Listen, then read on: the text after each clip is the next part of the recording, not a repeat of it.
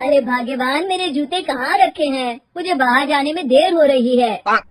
तभी मालती कमरे में आती है। ये रहे आपके जूते, मैं इन्हें साफ करने के लिए ले गई थी। अरे वाह, तुम कितनी समझदार हो। मेरे बिना कुछ कहे ही सारे काम कर देती हो।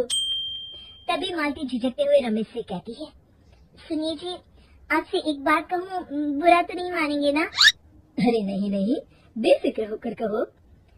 शादी से पहले मैं अपने मायके में नौकरी करती थी। मैं चाहती हूँ कि अब मैं फिर से नौकरी करना शुरू कर दूँ।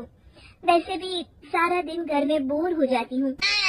देखो मालती, तुम्हारे नौकरी करने से मुझे कोई एतराज नहीं है, लेकिन तुम्हें एक बात बता दूं, हमारे खानदान में आज तक कभी किसी औरत ने नौकरी नहीं की।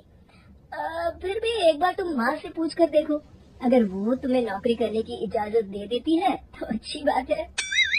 रमेश वहाँ से चला जाता है। फिर उसी शाम मालती अपनी सास के पैर दबा रही होती है। तभी उसकी सास मालती से कहती है, अरे क्या बात है बहू, आज तो ठीक तरह से मेरे पैर नहीं दबा रही, किसी ख्याल में खोई पड़ी है क्या? मैं भी तो जानूं आखिर बात क्या है। दरअसल वो माँ जी। अरे हाँ हाँ बोलो, इतना सोच क्यों रही हो? माँ जी, अगर आप बुरा न माने तो मैं नौकरी करना चाहती हूँ। घर के काम करने के बाद मेरे पास काफी वक्त बच जाता है। मालती की ये बात सुनकर उसकी सास गुस्से में कहती है, अरे बहू, तेरी तबीयत तो ठीक है ना? आज ये कैसी बहकी बातें कर रही है?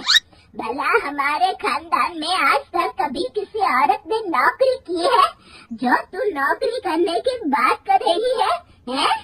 अरे बहू, तू क्या रिश्तेदारी में हमारी नाक कटाना चाहती है? जितना जल्दी हो सके अपने दिमाग से नौकरी का भूत उतार दे, और अब जा, जल्दी से रसोई में जा, खाना बनाने का वक्त हो रहा है। मालती मन मार कर खाना पकाने के लिए रसोई घर में चली जाती है।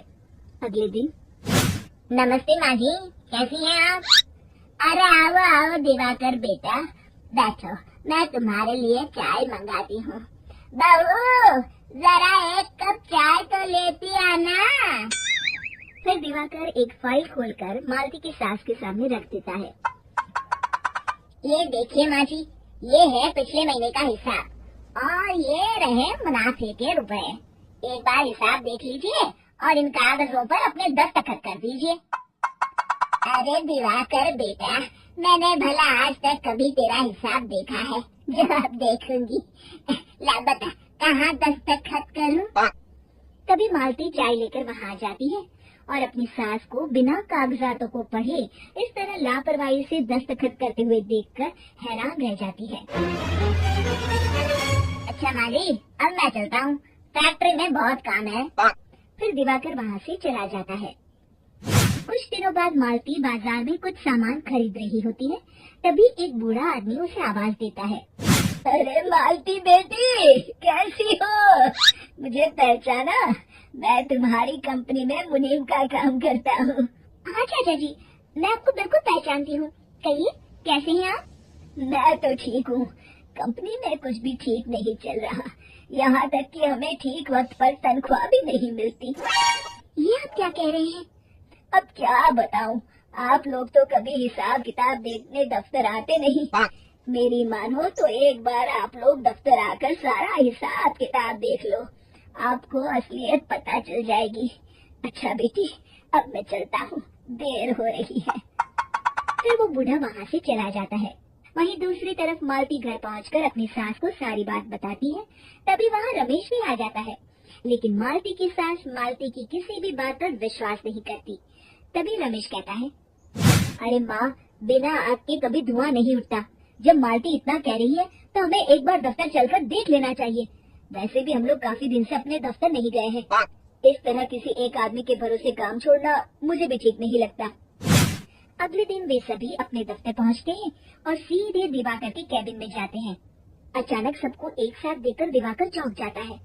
अरे माँ जी, आप सब लोग अचानक यहाँ कैसे आ गए? अगर कुछ काम था तो मुझे एक फोन कर दिया होता, मैं आपके घर आ जाता।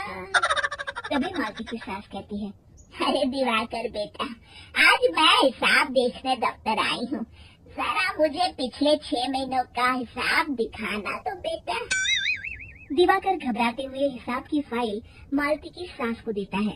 मालती की सास फाइल लेकर मालती को देती है और कहती है, ले बहू, देख ले हिसाब।